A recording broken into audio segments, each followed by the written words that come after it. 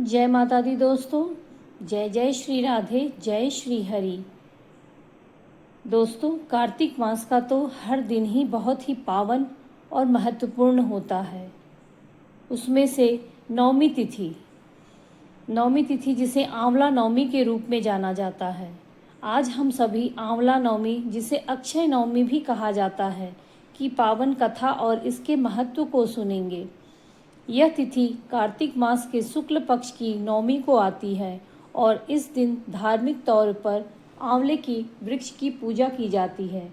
शास्त्रों में कहा गया है कि जहाँ आंवले का वृक्ष होता है वहाँ देवताओं का निवास माना गया है। आइए कथा श्रवण करते हैं। प्राचीन समय में एक राजा था, राजा विक्रमसेन।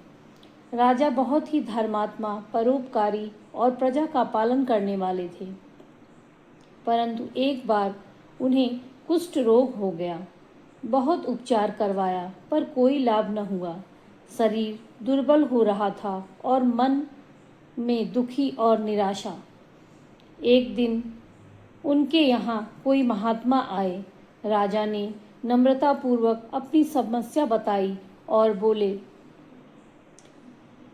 हे महात्मा, मैं धार्मिक हूँ, दान पुण्य करता हूँ, फिर भी यह कष्ट क्यों है? महात्मा मुस्कुराए और बोले, राजन, पिछले जन्म में तुमने आंवले वृक्ष को काट दिया था, जबकि उसमें स्वयं श्री हरि विष्णु का निवास होता है। अब इस जन्म में उसका फल तुम्हें भोगना पड़ रहा है। राजा ने शोक करते हुए कहा, महात्मा, फिर इस दुख से मुझे मुक्ति कैसे मिलेगी? महात्मा बोले, कार्तिक मास की शुक्ल पक्ष की नौमी तिथि को आंवला वृक्ष के नीचे बैठकर उसके मूल में जल चढ़ाकर दीप प्रज्वलित कर भगवान श्री हरि विष्णु और माता महालक्ष्मी का पूजा कर स्मरण करो। वहाँ भोजन बनाओ, ब्राह्मणों को दान करो, वृक्ष की परिक्रमा करो, तब जाकर तुम्हारे सभी पाप नष्ट होंगे और तुम्हारा रोग भी दूर होगा। राजा ने श्रद्धा से यह व्रत किया। कुछ ही दिनों में राजा का कुष्ठ रोग दूर हो गया, शरीर चमकने लगा और मन निर्मल हो गया। तभी से सभी लोग आंवला नवमी के दिन आंवले के वृक्ष की पूजन करते हैं। आंवले की वृक्ष की पूजा करने से हमारे सभी पाप नष्ट होते हैं, रोग मिटते हैं, सौभाग्य की वृद्धि होती है।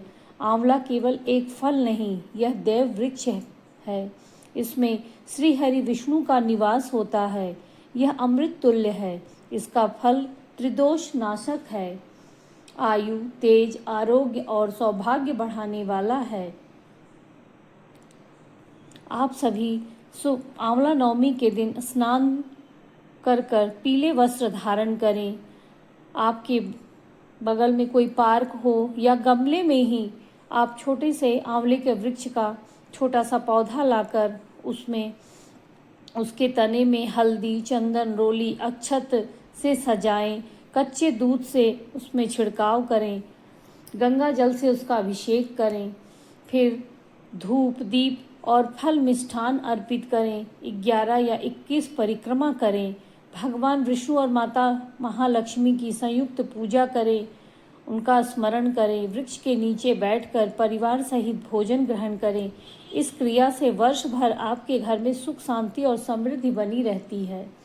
घर में लक्ष्मी का वास होता है, रोग दूर होते हैं, पुण्य अक्षय हो जाता है, यानी कभी समाप्त नहीं होता है।